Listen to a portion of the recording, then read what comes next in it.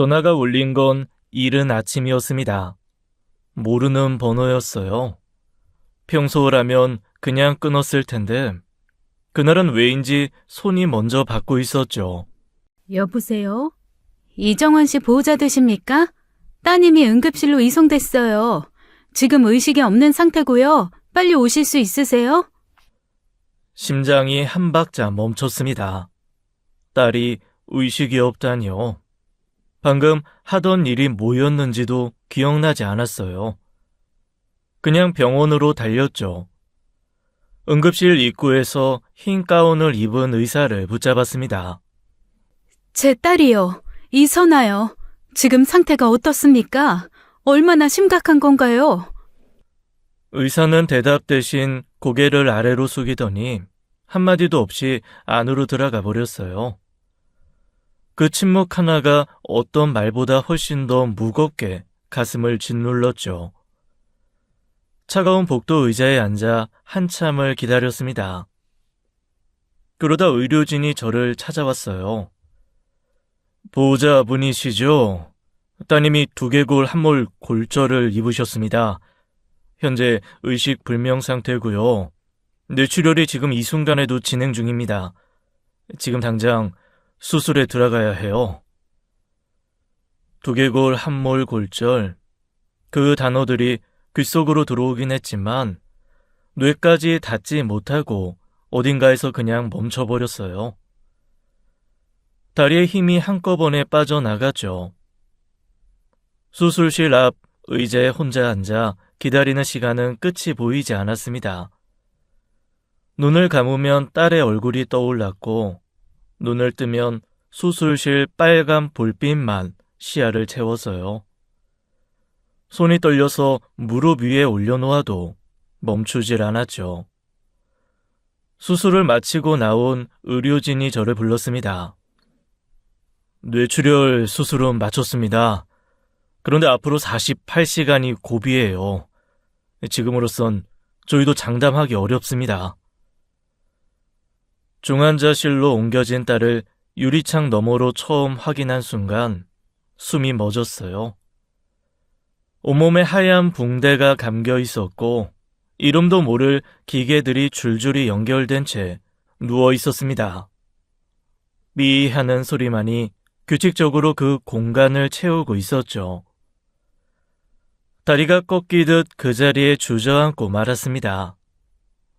간호사가 달려와 제 팔을 잡았지만 일어설 수가 없었어요.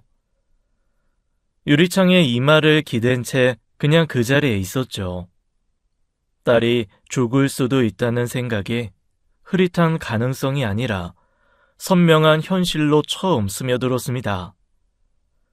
살면서 단 한 번도 느껴본 적 없는 공포였어요.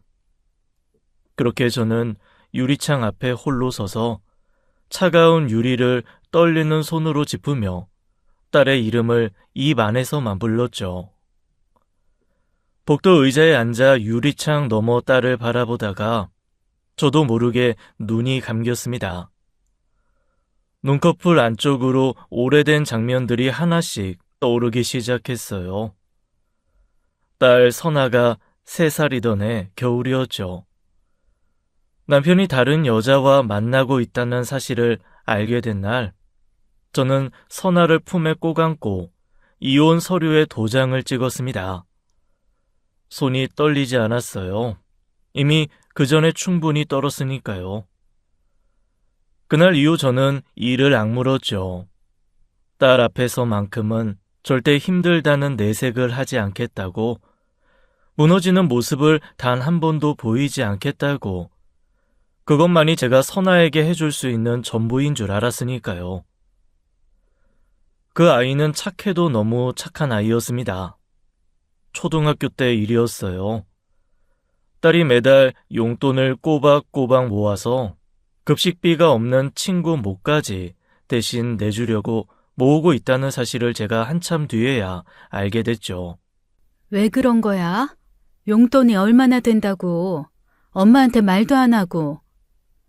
걔가 밥을 못 먹잖아. 나는 걔가 밥 못 먹으면 내 밥도 맛이 없어. 나 정말 괜찮으니까 혼내지 마. 그 한마디에 저는 더 이상 아무 말도 할 수가 없었어요. 혼을 내야 하는데 입이 안 떨어지더라고요.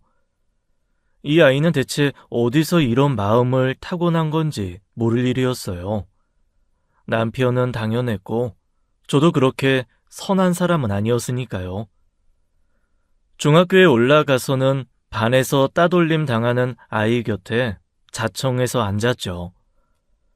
결국 딸도 표적이 됐습니다. 더 기가 막힌 건 딸이 손을 내밀어 구해줬던 그 아이가 나중에 주동자 편에 서서 오히려 딸을 괴롭혔다는 사실이에요. 배응망덕도 그런 배응망덕이 없었죠. 저는 학교로 달려가 교무실 문을 발로 열다시피 하고 들어갔습니다. 학교를 엎어버렸죠. 담임선생님 얼굴이 새하얗게 질리더라고요. 집으로 돌아오는 버스 안에서 제가 조심스럽게 물었어요. 억울하지도 않아? 네가 손 내밀어줬던 애가 도리어 너를 괴롭혔잖아. 어떻게 그럴 수가 있어? 엄마, 그 애 편드는 애가 한 명도 없었어. 내가 안 하면 걔는 계속 혼자잖아. 엄마, 나는 그게 더 싫어. 진짜로. 저는 창밖을 봤어요. 눈물이 날 것 같아서요. 이 아이의 선함은 꺾어서도 안 된다는 것을 그때 이미 알았습니다. 그러나 동시에 두려웠죠. 언젠간 이 고운 마음이 더 크고 험한 세상과 부딪히는 날, 딸이 돌이킬 수 없이 다칠 것이라는 두려움을 저는 혼자 오래 삼켜왔어요. 지금 유리창 너머에 누워있는 딸을 다시 바라봤습니다. 그 두려움이 끝내 현실이 되어버린 것 같아 천천히 눈을 감았죠. 선아가 23이 되던 해 봄이었습니다. 제가 제빵 기사 자격증을 따고 아르바이트로 악착같이 모은 종잣돈을 쥐고 동네 골목 안쪽에 작은 가게를 냈죠. 10평짜리 베이커리였어요. 개업 첫날 저는 가게 앞에 한동안 서 있었습니다. 딸이 직접 구운 빵 냄새가 골목 끝까지 흘러나오고 있었어요. 그 냄새를 맡는 순간 눈물이 날 것 같아서 얼른 입술을 깨물었죠. 혼자 이 아이를 키우며 버텨온 세월이 그 냄새 속에 다 녹아있는 것 같았습니다. 선아야, 엄마 왔다. 엄마, 어때? 냄새 좋지? 오늘 크루아상이랑 소금빵 구웠는데 맛 좀 봐봐. 솔직하게 말해줘야 해. 알았지? 그래, 뭐든 솔직하게 말해줄게. 근데 이미 냄새만으로 합격이다. 엄마는 맨날 그렇게 말하더라. 그게 솔직한 거야. 진짜 맛있는데 어떡해? 처음에는 가게가 작고 골목 안쪽이라 손님이 많지 않았어요. 그런데 딸은 매일 마감 1시간 전이 되면 남은 빵을 봉지에 담아 골목 아이들과 경로당 어르신들에게 직접 나눠주기 시작했죠. 저는 처음엔 남는 빵을 버리지 않으려는 거라 생각했습니다. 그런데 나중에 알고 보니 딸은 팔리지 않을 것을 알면서도 처음부터 넉넉하게 굽고 있었어요. 나눠주려고 일부러 더 구운 거였죠. 그 사실을 알게 된 날, 저는 딸한테 아무 말도 못했습니다. 뭐라고 해야 할지 몰랐으니까요. 그 소문이 퍼지기 시작했어요. 입에서 입으로, 골목에서 골목으로. 단골 손님들이 하나둘 생기기 시작했죠. 어느 날 제가 가게에 들렀을 때였습니다. 경로당 할머니 한 분이 딸의 손을 꼭 잡고 고맙다는 말을 반복하고 있었어요. 딸은 두 손으로 할머니 손을 감싸쥐고 환하게 웃고 있었죠. 저는 얼른 시선을 돌렸습니다. 눈물을 들켜버릴 것 같아서요. 요즘 가게 잘 되는 것 같던데 안 힘들어?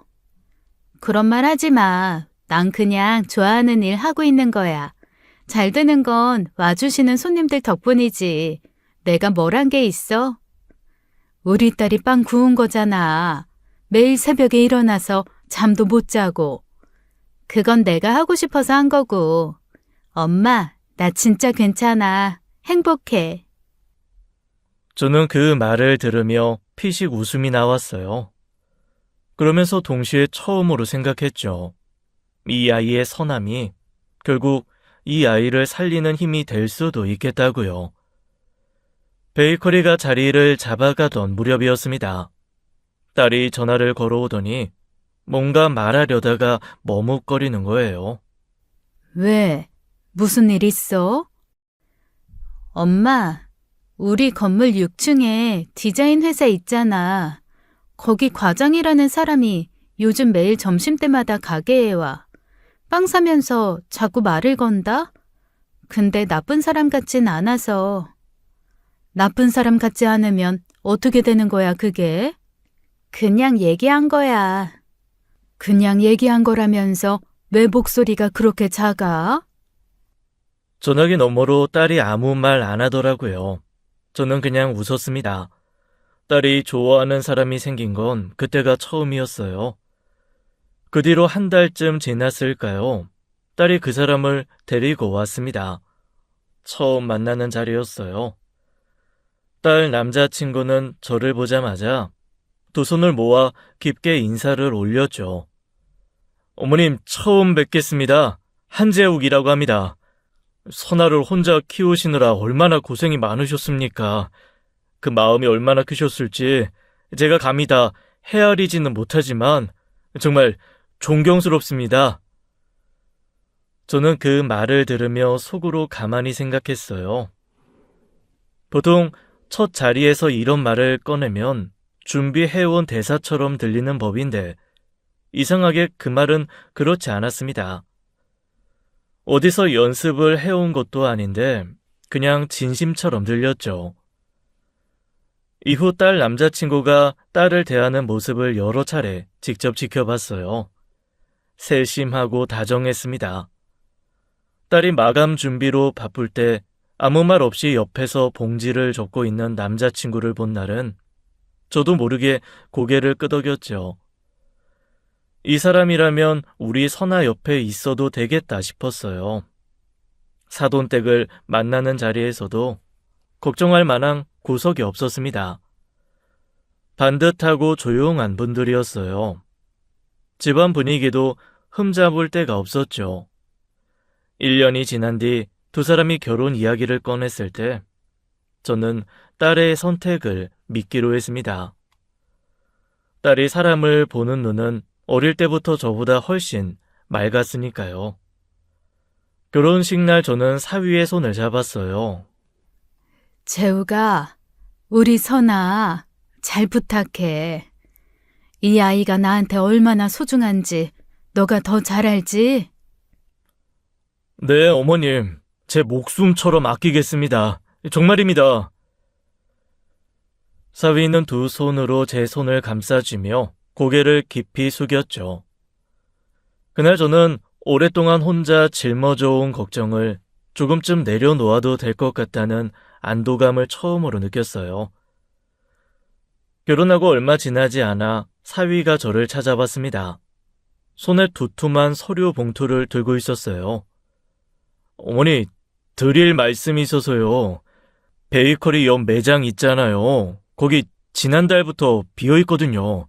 제가 좀 알아봤는데 지금이 딱 확장할 타이밍인 것 같습니다. 확장? 지금 가게도 이제 막 자리 잡은 건데. 그래서 자료 만들어봤어요. 상권 분석이랑 예상 매출인데 한번 보시겠어요? 펼쳐놓은 자료가 제법 빼곡했어요. 퇴근 후 시간을 쪼개 만든 게 티가 났죠. 딸 가게를 위해 사위가 이런 걸 준비해왔다는 게 기특하다는 생각이 들었습니다. 지금 이 골목 유동인구가 6개월 전보다 20% 늘었어요. 옆 매장까지 트면 매출이 2배는 충분히 나와요. 솔직히 말씀드리면 지금 안 하면 기회 놓치는 겁니다. 선아는 뭐래? 선아도 해보고 싶다고 했어요. 지금으로서는 어머니 의견이 제일 중요한 거죠. 자네가 이렇게까지 준비해왔는데 내가 뭐라 하겠어. 결국 딸이 대출을 받아 확장 공사를 진행했어요. 리뉴얼 개업 이후 반년 동안 매출이 꾸준히 올랐죠. 가게에 들를 때마다 손님이 늘어난 것을 제 눈으로 직접 확인했습니다. 사위 판단이 옳았구나 싶었어요. 그런데 그 기쁨은 오래가지 않았죠. 확장 개업 반년이 지나던 어느 날이었습니다. 가게 맞은편 상가에 현수막 2개가 나란히 내걸렸어요. 대형 프랜차이즈 빵집이었죠. 그것도 2곳이 동시에요. 어이가 없었습니다. 2곳이 문을 열자 단골 손님들이 하나둘 발길을 돌리기 시작했습니다. 팔리지 않은 빵이 진열대에 그대로 남아있는 날이 늘어났죠. 딸이 그 빵들을 담아 경로당에 가져다 주는 날도 많아졌어요. 웃는 얼굴로요. 그 모습이 더 마음에 걸렸습니다. 가게를 찾아가 딸에게 물었어요. 선아야, 요즘 많이 힘들지? 엄마 눈엔 다 보여. 괜찮아. 좀 줄었지만 금방 괜찮아질 거야. 엄마는 그 말이 진짜 괜찮은 사람 말처럼 안 들린다. 진짜야, 걱정하지 마. 이런 날도 저런 날도 있는 거지. 사위도 옆에서 거들었어요. 어머니, 처음에 다들 새 가게 가보는 거예요. 한두 달만 버티면 단골들 다시 돌아옵니다. 납품처도 제가 알아보고 있으니까 너무 걱정 마세요. 하지만 저는 안심이 되지 않았습니다. 딸의 목소리가 덤덤할수록 제 가슴은 더 무거워졌죠. 가게 상황이 나아지지 않자 저는 결국 직접 나서기로 했습니다. 인건비라도 아끼려고요. 엄마, 안 와도 돼. 내가 알아서 할게. 내가 오고 싶어서 오는 거야. 가만히 집에 있으면 속이 더 타. 엄마도 허리 안 좋잖아. 무리하지 마. 허리는 내가 알아서 챙긴다. 잔소리 말고 반죽이나 해. 에휴, 고집쟁이. 그렇게 저는 매일 가게에 나가 일손을 돕기 시작했어요. 딸 옆에서 빵 봉지를 접고 계산을 돕고 설거지를 했죠. 몸은 힘들었지만 가게에 있는 게 집에 있는 것보다 마음이 편했습니다. 적어도 눈으로 직접 확인할 수는 있으니까요. 며칠이 지나고 어느 오후였습니다.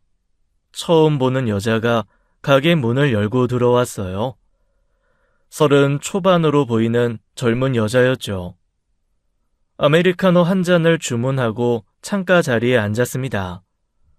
스마트폰을 보는 척했지만 시선이 딸에게 향해 있다는 것을 저는 느꼈어요.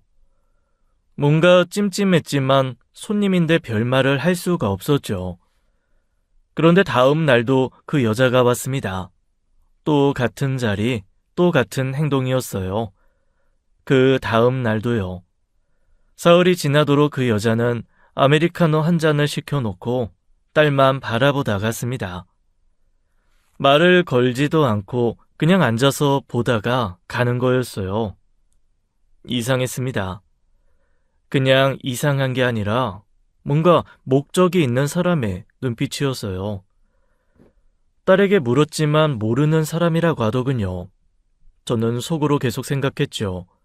이 여자 대체 뭘 원하는 거지 하고요. 나흘째 되던 날 저는 더 이상 두고 볼 수가 없었습니다. 마침 딸이 잠깐 자리를 비운 오후였어요. 가게가 한산해진 틈을 타 그 여자 앞에 가서 조심스럽게 입을 열었죠. 저기, 실례지만 뭐 좀 여쭤볼게요.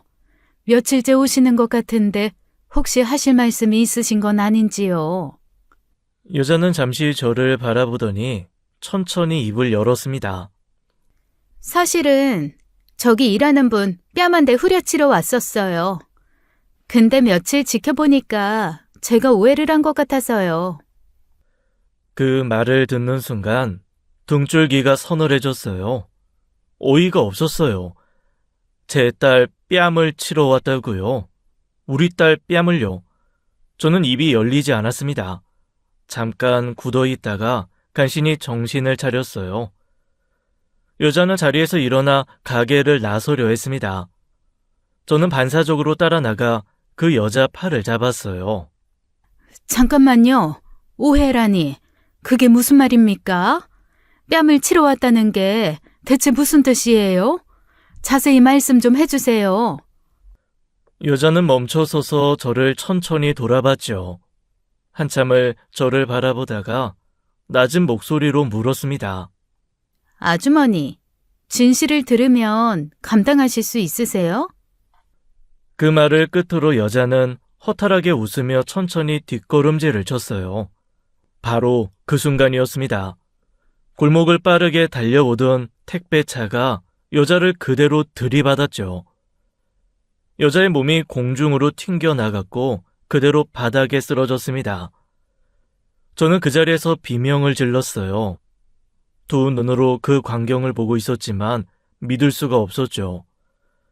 불과 몇 초 전까지 저와 눈을 맞추던 사람이었는데 말입니다. 너무 놀라서 그 자리에 그만 주저앉고 말았습니다.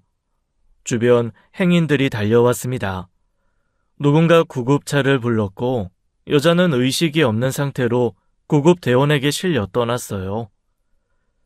저는 그 자리에 한동안 주저앉아 있었습니다. 발이 떨어지질 않았어요. 골목은 금세 다시 조용해졌죠. 아무 일이 없었던 것처럼요. 겨우 정신을 추스르고 가게 안으로 돌아왔을 때 딸이 막 돌아와 있었습니다. 엄마, 왜 그래? 얼굴이 하얘. 잠깐 앉아봐. 엄마가 할 말이 있어. 딸에게 처음부터 끝까지 다 말했어요. 며칠째 같은 자리에 앉아있던 여자 뺨을 치러 왔다는 말, 진실을 감당할 수 있겠냐는 말, 그리고 그 사고까지요. 그 사람이 나한테 뺨을 치러 왔다고? 나 진짜 모르는 사람인데? 그러게, 며칠씩이나 가게에 와서 너만 보다가 갔잖아. 오해였다고 하면서 가려다가 사고 난 거야. 근데 사고 전에 이상한 말을 하다가 사고가 났다니까. 저희는 서로 얼굴을 마주 보았습니다. 영문을 모르기는 저도 딸도 마찬가지였어요. 그 여자가 왜 자신을 며칠째 지켜봤는지, 왜 그런 말을 했는지 딸은 끝내 모르겠다고 했죠. 저희 둘은 그날 인근 응급실에 전화를 돌렸습니다. 그 여자가 어느 병원에 실려갔는지 알아야 했으니까요. 하지만 어느 병원도 환자 정보는 알려줄 수 없다고 했어요. 개인 정보라고요. 전화를 끊을 때마다 막막함이 더 짙어졌죠. 결국 그 여자가 어디에 있는지조차 알 수가 없었습니다. 진실도 여자도 전부 사라져버린 것이었어요. 그날 저녁 사위에게도 그 이야기를 꺼냈습니다. 재우가 오늘 가게에 이상한 일이 있었어. 30 초반쯤 돼 보이는 여잔데 선아 뺨을 치러 왔다고 하더라고. 혹시 짚히는 사람 있니? 네? 전혀 모르는 사람인데요. 왜 선아한테 대체 무슨 이유로요? 사위는 놀란 듯 반응했죠. 그런데 그 순간 뭔가 이상하다는 느낌이 스쳤습니다. 딱 꼬집어 말할 수는 없었지만 놀라는 타이밍이 어딘가 어색했어요. 진짜 모르는 사람의 반응이 아닌 것 같기도 했죠. 표정도 그렇고 말을 끊는 방식도 그렇고. 하지만 근거는 없었습니다. 저는 그 여자가 했던 말이 며칠 동안 머릿속을 맴돌았습니다. 진실을 들으면 감당하실 수 있냐는 그 말이요. 대체 무슨 진실이길래 그런 말을 했을까요? 하지만 베이커리 문제로 그 의문은 서서히 기억의 뒤로 밀려났죠. 베이커리 상황은 더 나빠졌습니다. 딸의 얼굴에 그늘이 짙어지는 것을 눈앞에서 지켜보는 게 너무 힘들었어요. 사위도 필사적이었죠. 퇴근 후에도 직접 발로 뛰며 납품처를 두드리고 케이터링 계약을 따오는 등 안간힘을 쓰고 있었어요. 사위가 밤늦게 작성한 납품 제안서를 딸 가게 이름으로 들이밀고 다닌다는 이야기를 딸에게 전해들었죠. 그 모습을 보며 저는 사위가 우리 딸 가게를 포기하지 않으려 한다는 생각을 했습니다. 기특하다 싶었어요. 그런데 아무리 해도 대형 프랜차이즈 2곳이 버티고 있는 이 상권에서 매출은 돌아오지 않았습니다. 적자는 계속 쌓여갔죠. 어느 날 사위가 저를 따로 찾아왔어요.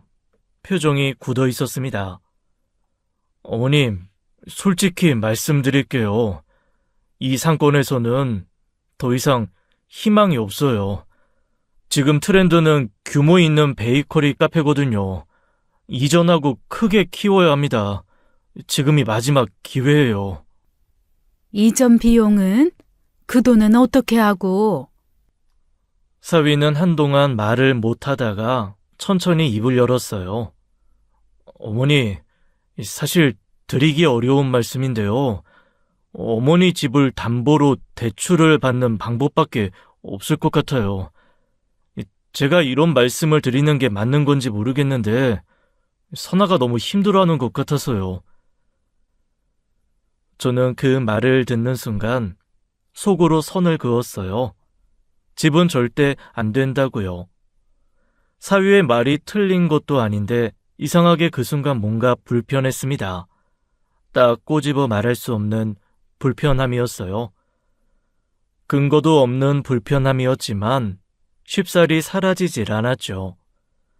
하지만 딸이 무너지는 것을 두고 볼 수가 없었어요. 며칠을 고민했습니다. 잠도 제대로 못 잤죠. 그리고 결국 결심했어요. 20년 넘게 한 푼씩 모아온 노후 자금 1억을 딸에게 건네기로요. 집을 담보로 잡히는 것보다는 이 방법이 낫다는 판단했습니다. 이게 제가 딸에게 해줄 수 있는 마지막 카드였으니까요. 엄마, 이게 무슨 돈이야? 못 받아. 절대 못 받아. 받아. 엄마가 주고 싶어서 주는 거야. 이건 엄마 노후 자금이잖아. 이걸 어떻게 받아? 엄마 노후는 엄마가 알아서 해. 너네 일단 이거 받고 다시 일어서. 딸은 눈물을 글썽이며 고개를 저었어요. 사위와 상의도 안 된 눈치였죠. 그런데 그 순간이었습니다. 사위의 표정이 아주 잠깐 바뀌었어요. 기대했던 것보다 금액이 적다는 듯한 표정이었죠. 1억이라는 말을 들은 순간 실망한 기색이 스쳐 지나갔습니다. 너무 짧아서 놓칠 수도 있었어요. 하지만 저는 분명히 봤습니다. 그리고 그 표정은 오래도록 제 머릿속에서 지워지지 않았죠. 딸은 며칠을 버티다 결국 돈을 받았습니다. 하지만 이전 대신 다른 길을 택했죠. 온라인 홈 베이커리였어요. 엄마, 나 생각해봤는데 이전은 아닌 것 같아. 오프라인에 다 쏟아붓는 건 너무 위험해. 온라인으로 해볼게. 내 빵은 한번 먹어본 사람은 또 찾아오거든. 손님이 나한테 찾아오게 하는 게 아니라 내가 먼저 찾아가는 거야. 온라인이 말처럼 쉬운 게 아닌데. 쉽진 않겠지. 근데 엄마, 나 원래 쉬운 거 안 했잖아. 저는 더 말을 보태지 않았어요. 그 아이가 그렇게 말할 때는 이미 마음을 굳힌 거라는 걸 알고 있었으니까요. 2달이 지났습니다. 엄마, 이번 달 매출 엄청 올랐다? 나 솔직히 놀랐어. 주문이 너무 많이 들어와서 혼자 다 못 찍겠더라고. 엄마, 돈 꼭 갚을게. 진짜로. 그런 말 하지 마. 안 갚아도 돼. 잘 된다고 하니까 다행이네. 그래도 난 갚을 거야. 엄마가 준 거니까. 걱정으로 묵직하게 눌려있던 가슴이 조금 풀리는 것 같았어요. 딸이 일어서고 있다는 것만으로도 충분했죠. 그런데 그 안도감이 채 자리를 잡기도 전이었습니다. 엄마, 이제 가게 안 나와도 돼. 그러다가 엄마 허리 더 나빠져. 내 허리는 내가 알아서 챙겨. 알면서 왜 파스 달고 사냐고. 엄마 허리 돌릴 때 표정 나 다 알거든. 제발, 나 때문에 나중에 수술대 위에 올라가는 거 아니야? 나 진짜 그러는 거 싫어. 딸의 말에 애원 같은 게 묻어 있었어요. 저는 결국 고개를 끄덕였죠. 그렇게 몇 달이 흘렀습니다. 딸과는 매일 통화를 했어요. 아침에 한 번, 저녁에 한 번. 우리 둘 사이에서 오래된 습관이었죠. 그런데 어느 날 전화를 해도 딸이 받지 않았습니다. 조금 있다 문자가 왔어요. 엄마, 나 지금 바빠. 이따 연락할게. 처음엔 그러려니 했죠. 그런데 다음 날도 같았습니다. 문자를 읽다가 저는 손가락이 멈칫했어요. 선아는 문자도 말아듣어요. 엄마, 나 진짜 바쁜데. 이따 연락할게. 이런 식으로요. 그런데 온 문자는 달랐죠. 너무 정돈되어 있었습니다. 그 느낌이 자꾸 돌았죠. 딸과 저는 말투가 비슷해서 어릴 때부터 그 아이 문자는 눈 감고도 알아볼 수 있었습니다. 뭔가 기분이 이상한 저는 딸 부부 집으로 향했어요. 문을 열어준 건 사위였죠. 선아는? 어머니, 선아 어제 친구랑 여행 갔어요. 갑자기 잡힌 거라서요. 저는 웃으며 고개를 끄덕였지만 발걸음이 무거웠습니다. 딸은 여행을 갈 때 반드시 먼저 말하는 아이였어요. 게다가 아르바이트생에게 가게를 맡기고 아무 말 없이 떠났다는 것도 딸답지 않았죠. 집으로 돌아오는 길에 딸에게 전화를 눌렀습니다. 신호음만 울리다 끊겼어요. 잠시 후 문자가 왔죠. 엄마, 나 지금 공항이야. 곧 탑승해. 걱정 마. 저는 그 문자를 3번 읽었습니다. 딸이 쓸 문장이 아니었어요. 딸이라면 이랬겠죠. 엄마, 미안. 나 갑자기 여행 가기로 했다? 엄마랑도 가야 하는데. 아, 배터리 없어. 이따 연락해. 아니, 정확히는 그 문자를 적는 시간에 전화를 했겠죠. 온몸에 서늘한 기운이 돌았습니다. 그 문자가 딸의 것이 아닐 수도 있다는 생각이 머릿속을 파고드는 것을 저는 애써 막을 수가 없었어요. 그리고 다음날 이른 아침이었습니다. 전화가 왔어요. 모르는 번호였습니다. 전화기를 손에 쥐는 순간 심장이 먼저 알았죠. 이정원 씨 보호자 되십니까? 이선아 씨가 응급실로 이송됐습니다. 그 말이 끝나기도 전에 저는 이미 신발을 신고 있었어요. 병원에 도착해 의료진이 딸의 상태를 설명하는 순간 공포가 통째로 되살아났습니다. 두개골 골절, 의식불명, 수술. 저는 그 자리에서 숨을 참았어요. 참지 않으면 그 자리에서 주저앉을 것 같았으니까요. 복도를 뒤지다 사위를 찾았어요. 눈이 뒤집어진 저와 달리 사위는 복도 의자에 고개를 푹 숙이고 앉아 있었죠. 재우가, 이게 대체 어떻게 된 거야? 선아한테 무슨 일이 있었던 거야? 사위는 고개를 들더니 눈물을 닦았습니다. 어머니, 죄송해요. 저희가 다퉜어요. 사소한 오해였는데 선아가 갑자기 집을 나가버렸거든요. 어머니한테 말하기 민망해서 그냥 여행 갔다고 한 거예요. 근데 새벽에 선아가 다시 들어왔고 또 다툼이 생겼어요. 아침에 선아가 나가다가 계단에서 발을 헛디딘 거예요. 저는 옆에 없었는데 정말 순식간에 벌어진 일이에요. 저는 사위의 얼굴을 똑바로 바라보며 천천히 바라보았습니다. 그저 듣고 있었죠. 하지만 머릿속은 전혀 다른 방향으로 돌아가고 있었습니다.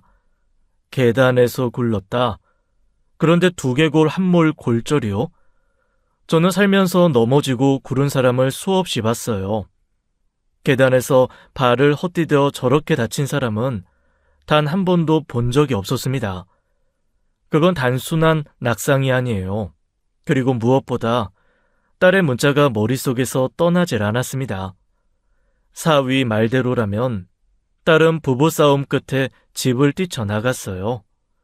사위 혼자 민망해서 여행 갔다고 거짓말을 했다고 했죠. 그렇다면 딸이 보낸 그 문자는 뭔가요? 엄마, 나 지금 공항이야. 곧 탑승해. 걱정 마. 부부싸움 끝에 집을 뛰쳐나간 딸이 어떻게 사위가 꾸며낸 거짓말과 글자 하나 다르지 않은 내용을 저한테 보낼 수 있었을까요? 그건 불가능한 일이었어요. 저는 사위 앞에서 아무 내색도 하지 않았어요. 어머니 진짜 죄송합니다. 제가 선아를 잘 살폈어야 했는데 가게 일 때문에 저도 스트레스를 받아서 받아주질 못했나 봐요. 죄송합니다. 복도를 걸어 나오며 저는 입술을 꽉 깨물었습니다. 사위는 무언가를 숨기고 있었어요. 아니, 숨기는 정도가 아니었죠. 무언가 엄청난 일이 벌어지고 있다고 저는 직감을 했습니다. 딸이 입원한 다음 날이었습니다. 병실 문이 열리며 낯익은 얼굴이 들어왔어요. 딸의 절친 미래였죠. 딸의 유일한 친구이기도 하고요. 미래는 침대에 누운 선아를 보는 순간 손으로 입을 막았습니다. 소리를 삼키려 했지만 어깨가 들썩이며 울음이 터져 나왔어요. 선아와 가장 오랜 시간을 함께한 사람의 울음은 달랐죠. 저는 그 아이 등을 두드리며 복도로 데리고 나왔습니다. 한참을 울고 나서야 미래가 떨리는 손으로 눈물을 닦았어요. 아주머니, 저 사실 드릴 말씀이 있어요. 선아가 사고 며칠 전에 저한테 전화를 했거든요. 한밤중에요. 목소리가 완전 엉망이었어요. 막 울면서 재욱 씨가 이상한 것 같다고, 딴 여자가 있는 것 같다고. 저도 처음엔 오해일 거라고 했는데 선아가 너무 심각하게 말하는 거예요. 억울하다고도 했어요. 자기가 뭘 잘못했는지 모르겠다고. 근데 제가 그냥 넘겼어요. 그때 제대로 이야기를 들어줬어야 하는데, 아주머니한테라도 말씀드렸어야 했는데, 아주머니, 선아한테 너무 미안해요. 정말 죄송해요. 저는 미래의 말을 듣는 내내 표정을 관리하느라 온 힘을 써야 했습니다. 어둠 속에서 흩어져 있던 조각들이 하나씩 제자리를 찾아가고 있었어요. 가게에 며칠씩 나타났던 그 젊은 여자를 아냐는 질문에 눈빛이 순간 흔들렸던 사위, 그리고 딸이 한밤중 눈물로 절친에게 털어놓은 의심, 세 가지의 점이 드디어 하나의 선으로 이어지는 순간이었죠. 저는 그날 오후 흥신소에 전화를 걸었어요. 감정은 지금 당장 쓸 수 없었습니다. 쓸모 있는 건 증거였고, 증거를 구하려면 머리가 차가워야 했죠. 며칠 뒤 흥신소에서 연락이 왔어요. 사위가 딸이 누워있는 이 병원에는 발길이 뜸하면서 다른 병원을 꼬박꼬박 드나들고 있다는 내용이었습니다. 병원 이름과 병동, 병실 번호까지 넘어왔죠. 저는 미래에게 전화를 걸었어요. 미래야, 나 잠깐 자리 비워야 할 것 같아. 선아 좀 봐줄 수 있어? 아주머니, 어디 가세요? 확인할 게 생겼어. 미래는 더 묻지 않았습니다. 딸이 병원에 누워 의식도 없는 그 시간에 사위는 몰래 찾아가는 사람이 따로 있었어요. 그 사실이 제 뼛속까지 서늘하게 파고들었죠. 저는 택시를 타고 흥신소가 알려준 병원으로 향했습니다. 해당 병실 앞에 섰죠. 병실에 들어가기 전 21번 깊이 들이켰어요. 저는 스스로에게 마지막으로 물었죠.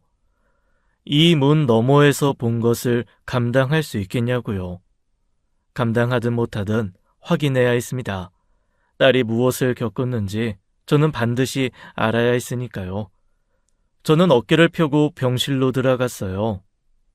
침대 위에 누운 사람의 얼굴을 확인하는 순간 제 발이 바닥에 붙어버렸습니다. 침대에 누워있는 사람은 바로 그 여자였습니다. 가게 앞에서 택배차에 치여 쓰러지던 그날 저와 눈을 마주쳤던 바로 그 여자였어요. 저는 저도 모르게 한 발짝 뒤로 물러섰죠. 온몸의 피가 한순간 심장으로 몰리는 느낌이었습니다. 여자도 저를 알아봤어요. 저희는 한동안 아무 말 없이 서로를 바라봤죠. 먼저 입을 연 건 저였어요. 혹시 한재욱 알아요? 여자의 눈빛이 흔들렸어요. 잠시 천장을 바라보다가 천천히 저를 향해 고개를 돌렸죠. 네, 잘 알죠. 그 인간이 저한테 뭐라고 했는지 아세요? 뭐라고 했는데요? 미혼이라고 했어요. 잠깐 침묵이 흘렀습니다. 사귄 지 꽤 됐어요. 저도 처음엔 진심으로 사랑했고요. 그러니까 이렇게 된 게 더 황당한 거예요. 뭔가 이상하다고 느낀 게 얼마 안 됐거든요. 아직도 믿기가 어려워요, 솔직히. 그럼 한재욱한테 아내가 있다는 건 언제 알았어요? 미행을 하고 나서야 알았죠. 어느 날 따라가 봤더니 그 인간이 자꾸 찾아가는 곳이 있더라고요. 어디였어요? 작은 베이커리였어요. 아주머니가 있던 그 빵집이요. 거기 사장이랑 그 인간이 연인 사이더라고요. 그거 알았을 때 저 진짜 억장이 무너지는 줄 알았어요. 그 여사장한테 당장 달려가서 다 따져야겠다 싶었죠. 근데 며칠 지켜보니까 그 여사장은 아무것도 모르고 있는 게 보이더라고요. 완전히 속고 있었던 거예요. 그 인간한테 저도 속고 그 여사장도 속고 저희 둘이 피해자였던 거죠. 그러니 제가 거기다 대고 뭐라고 할 수 있었겠어요. 그래서 그날 아주머니한테라도 진실을 말씀드리려고 했는데 그만 사고가 난 거예요. 사고 후에도 한재욱이 계속 이 병원에 찾아온 걸로 알고 있어요. 네, 왔어요. 사고 며칠 뒤에. 꽃도 들고 왔더라고요. 어이가 없어서 웃음이 나왔지만 자기가 유부남인 건 맞는데 마음만큼은 진심이었다고. 곧 이혼할 거라고. 그러니까 일단 비밀로 해달라고. 계속 만나자고 하더라고요. 그래서요? 그래서요? 당연히 거절했죠. 근데 그 인간 표정이 좀 이상했어요. 당황한 게 아니라 뭔가 계산하는 눈빛이었어요. 그때 좀 무섭더라고요. 그 뒤로는 연락이 없어요. 아주머니, 그 인간이 아주머니 사위죠? 아주머니도 그리고 아주머니 따님도 조심하세요. 그 인간 겉이랑 속이 완전히 달라요. 미친놈이라고요. 저는 여자의 말을 듣는 내내 속으로 퍼즐이 맞춰지고 있었습니다. 그 여자가 베이커리를 며칠씩 기웃거렸던 이후 뺨을 치러 왔다는 말, 오해였다고 돌아서던 뒷모습, 그리고 진실을 감당할 수 있겠냐던 그 한마디까지 그날의 모든 장면이 흐린 화면처럼 하나씩 눈앞을 지나갔어요. 여자는 낮게 웃었습니다. 씁쓸하고 허탈한 웃음이었죠. 저는 자리에서 천천히 일어나 여자에게 가볍게 고개를 숙였습니다. 고맙다는 말도 미안하다는 말도 꺼내지 않았어요. 어떤 말도 그 순간에는 어울리지 않았으니까요. 병실 문을 나서는 발걸음이 무거웠어요. 복도를 걷는 동안 머릿속에서는 사위의 얼굴이 떠올랐다 사라졌죠. 저는 직감했어요. 사위가 딸에게 한 짓에 윤곽이 선명하게 드러나고 있었죠. 이건 단순한 외도가 아니었습니다. 딸도 이 여자도 그리고 저까지 우리 모두 처음부터 사위의 계산 안에 있었던 건 아닐까라는 생각이 발걸음을 무겁게 짓눌렀어요. 병원 문을 나서는 순간부터 저는 지금까지 파악한 것들을 하나씩 머릿속에 꺼내놓고 연결해보기 시작했어요. 사위의 외도, 미래의 증언, 딸이 보낸 것인지 확인할 수 없는 그 문자, 그리고 계단 낙상으로는 도저히 설명되지 않는 두개골 한몰 골절이라는 부상. 이것들이 각각 따로 흩어진 사건이 아니라 처음부터 하나의 그림이었다는 것이 서서히 선명해지고 있었죠. 딸도 사위의 외도를 알게 됐을 거예요. 미래에게 한밤중 전화를 걸어 울면서 털어놓았다면 이미 알고 있었던 거죠. 그게 두 사람 사이에 불이 붙었을 겁니다. 다툼이 번지고 딸이 집을 나가고 새벽에 다시 돌아와 또 싸우고, 사위 말대로라면 그 과정에서 딸이 계단에서 굴렀다는 거잖아요. 그런데 그게 말이 됩니까? 계단에서 발을 헛디뎌 두개골이 함몰될 수 있냐고요. 그건 낙상이 아니에요. 사람이 힘을 가했을 때 생기는 부상이었습니다. 저는 처음서부터 그 말을 믿지 않았어요. 그리고 그 문자, 딸이 사위와 그렇게 격하게 다퉜다면 그 직후에 침착하게 공항에 있다는 문자를 저한테 보낼 수 있었을까요? 그건 애초에 불가능한 일이었어요. 그 문자를 보낸 건 딸이 아니었을 겁니다. 사위가 딸의 핸드폰을 손에 쥐고 저를 안심시키기 위해 직접 보낸 거였겠죠. 그렇다면 그 문자가 전송되던 그 순간 딸은 어디서 무엇을 당하고 있었던 걸까요? 그 생각이 뇌리를 파고드는 순간 발걸음이 멈췄습니다. 생각하는 것 자체가 두려웠어요. 그러나 두렵다고 해서 멈출 수는 없었죠. 눈을 감으면 선아의 얼굴이 떠올랐습니다. 온몸에 붕대를 감고 각종 기계에 연결된 채 누워있는 선아. 저는 주먹을 꽉 쥐었습니다. 이를 악물었어요. 하지만 의심만으로는 아무것도 할 수 없었어요. 의심은 감정이지만 증거는 사실이니까요. 반드시 증거가 필요했습니다. 그것만이 딸을 살릴 수 있는 유일한 방법이었죠. 저는 발걸음을 빠르게 했어요. 그 인간이 숨긴 것은 반드시 어딘가에 흔적이 남아있을 거라고 저는 그렇게 믿었습니다. 믿을 수밖에 없었죠. 밥 못 먹는 친구 목까지 용돈을 몰래 모으던 아이, 따돌림 당하는 아이 편에 자칭해서 섰다가 자기가 표적이 된 아이, 매일 새벽 빵을 굽고 남은 걸 동네 어르신들에게 나눠주던 아이, 그 착하디 착한 아이가 지금 저렇게 누워있는데 전 여기서 멈출 수는 없었습니다.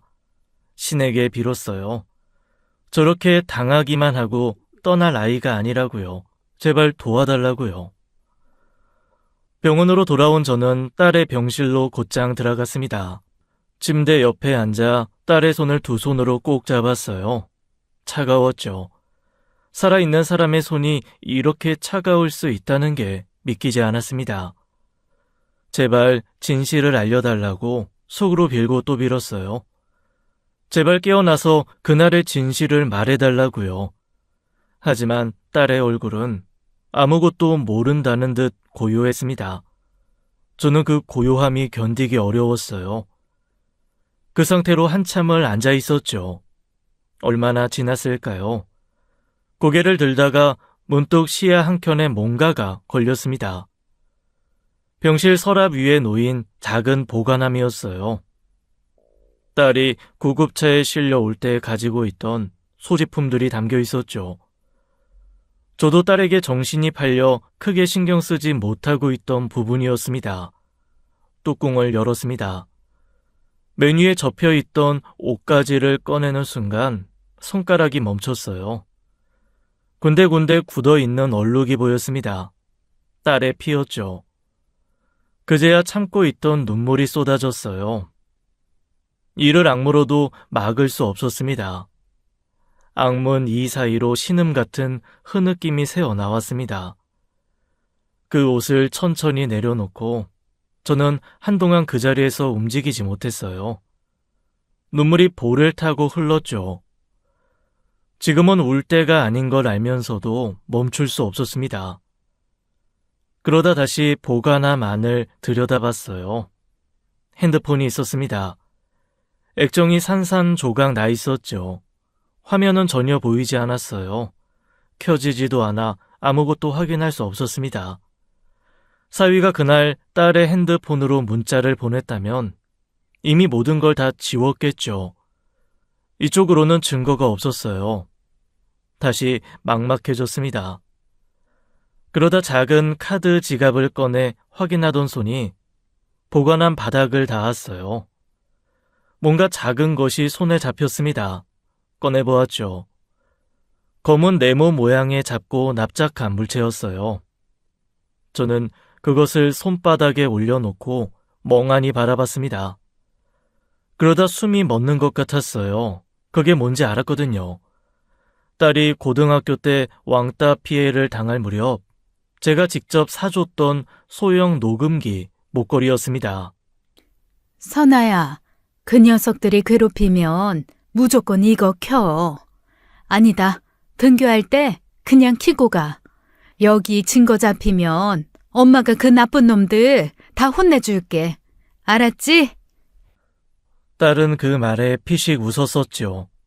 까탈스러운 엄마한테 질려버린 듯한 웃음이었습니다. 그 표정이 지금도 눈에 선했어요. 딸이 졸업하고 나서 그걸 착용하는 것을 단 한 번도 본 적이 없었어요. 저도 그 이후로 본 적이 없었거든요. 어딘가 서랍 속 깊이 처박혀 세월을 보냈을 거라 생각했죠. 그런데 그게 왜 여기 있을까요? 저는 손이 떨렸습니다. 떨리는 손으로 목걸이를 꼭 쥐었어요. 심장이 빠르게 뛰었죠. 이 안에 뭔가 담겨 있을지도 모른다는 생각이 들었습니다. 딸이 준비를 했던 거라면 반드시 무언가를 남겼을 거라는 생각이 들었어요. 저는 바로 병실을 나왔습니다. 병원 근처 PC방을 찾는데 오래 걸리지 않았습니다. 들어서자마자 가장 구석 자리에 앉았어요. 녹음기를 꺼내 USB 단자를 컴퓨터에 꽂았죠. 파일 목록이 화면에 떴습니다. 손가락이 떨렸어요. 마우스를 쥔 손이 말을 듣지 않았죠. 클릭을 2번이나 헛짚고서야 겨우 파일을 열었습니다. 헤드폰을 집어 귀에 꽉 눌러댔어요. 재생 버튼을 눌렀죠. 잠깐의 정적이 흘렀습니다. 그리고 사위의 목소리가 흘러나왔어요. 저는 그 순간 숨을 참았죠. 돈 어디 있어? 어머니한테 받은 돈! 그거 내놔! 그 돈 없어. 다 썼어. 그걸 왜 당신이 달래? 엄마가 나한테 준 거야. 거짓말 하지 마. 그 돈 건드렸어? 너한테 준 거 웃기고 있네. 앞으로 내가 관리해야겠으니까 그 돈 가져와. 딸이 뭔가를 말하다 끊기는 소리가 들렸어요. 그 다음은 쿵 하는 소리였죠. 저는 무의식적으로 헤드폰을 더 세게 눌렀습니다. 딸이 울기 시작했어요. 울면 뭐가 해결돼? 아우, 대출 받아. 저번에 한도 됐잖아. 싫어. 해. 안 받으면 너 죽어. 딸이 울면서 뭔가를 내뱉었어요. 목소리가 떨렸죠. 나 다 알아. 당신 딴 여자 있는 거 다 알고 있다고. 왜? 그 여자랑 즐기고 노는데 돈이 필요한 거니? 잠깐의 정적이 흘렀습니다. 그리고 사위의 목소리가 바뀌었어요. 방금 전까지와는 전혀 다른 목소리였죠. 차갑고 낮았습니다. 뭘 알아? 어디서 그딴 개소리를 들었어? 증거 있어. 무슨 증거? 몇 달치야. 다 갖고 있어. 문이 열리는 소리가 들렸어요. 딸이 뛰쳐나가려는 것 같았죠. 어딜 가? 이거 놔! 욕설이 터져 나왔습니다. 발소리가 뒤섞이고 무언가가 넘어지는 소리가 들렸어요. 그리고 딸의 짧은 비명, 둔탁한 충격음, 무거운 무언가가 굴러 떨어지는 소리, 그 다음엔 아무것도 들리지 않았습니다. 녹음이 거기서 끊겼어요. 저는 헤드폰을 천천히 벗었습니다. 한동안 아무것도 할 수 없었어요. 모니터 화면이 흐릿하게 번졌죠. 눈물이 쏟아지고 있었습니다. 예상했던 거였어요. 예상했으면서도 막상 육성으로 듣고 나니 온몸이 굳었죠. 사위가 딸을 가둬놓고 돈을 협박했습니다. 딸이 거부하자 폭행했어요. 딸이 외도 사실을 꺼내자 사위의 본색이 드러났죠. 딸이 도망치려 하자 계단에서 붙잡아 둔기로 때리고 밀어버렸습니다.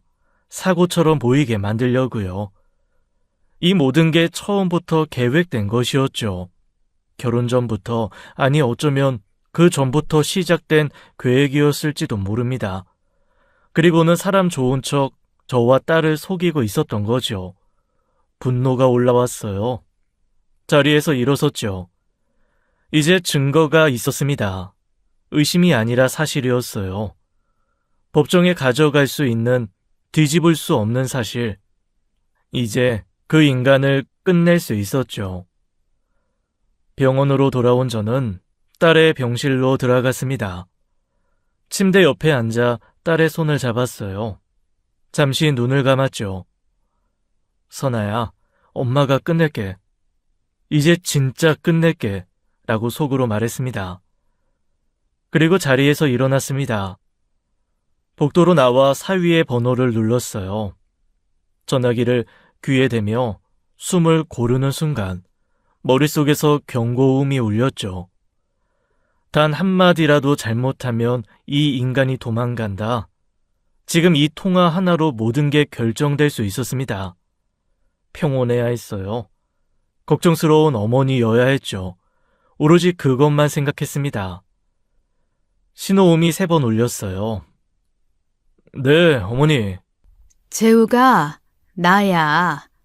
선아 없으니까 가게가 자꾸 마음에 걸려서. 너도 알다시피 선아가 없으면 운영이 안 되잖아. 내가 그 생각에 밤잠을 못 자겠거든. 선아가 얼마나 애지중지한 가게인지 자네가 더 잘 알잖아. 그런데 내가 아무리 들여다봐도 모르겠어. 그래서 자네가 좀 맡아줄 수 있어? 당분간만이라도. 전화기 너머가 조용해졌어요. 짧은 침묵이었지만 저한테는 영원처럼 느껴졌죠. 심장이 멎을 것 같았습니다. 발끝부터 귓속까지 긴장이 차올랐어요. 그 침묵이 10초였는지 30초였는지 알 수 없었죠. 숨을 참으며 기다렸습니다. 알겠어요. 제가 병원으로 갈게요. 그래, 고마워, 재우가. 목소리가 흔들리지 않았어요. 스스로도 신기했죠. 전화를 끊고 나서야 손이 떨리기 시작했습니다. 그제야 숨을 내쉬었어요. 뒤돌아서서 벽에 기대며 저는 잠시 눈을 감았습니다. 이제 됐다. 이제 됐다.